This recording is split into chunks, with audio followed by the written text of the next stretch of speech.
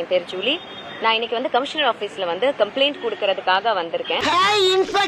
நிறைய பேர் கேள்விப்பட்டிருப்பீங்க, என் மேல நான் கிட்னி திருடிட்டேன் அப்படின்னு வந்து ஒரு புகார் வந்து என் மேல வச்சிருந்தாங்க, ஒரு அவதூறு வச்சிருந்தாங்க. திருட்டுனா என்னன்னு தெரியாதவங்க அந்த அவதூறு வச்சிருக்காங்க. ஒருத்தவங்க திருட்டுனா என்ன சார், உங்களுக்கு தெரியாம உங்க பொருளை திருடிட்டு போறதுதானே திருட்டு. சோ நான் கிட்னி திருடி அப்படின்னு வந்து சொல்லியிருக்காங்க. அதாவது ஒருத்தவங்களுக்கு தெரியாம திருடினாதானே அது திருட்டு. சோ என்ன போய் கிட்னி திருடின்னு சொல்லியிருக்காங்க அப்படின்னு ஜூலி சொல்றதை வச்சு பார்க்கும்போது நான் ஒன்றும் அவங்களுக்கு தெரியாமலாம் கிட்னியை திருடலங்க, அவங்க சம்மதத்தோட தான் அதை எடுத்துக்கிட்டேன். அது எப்படி திருட்டாகும் அப்படின்னு கேட்கிற மாதிரில இருக்கு.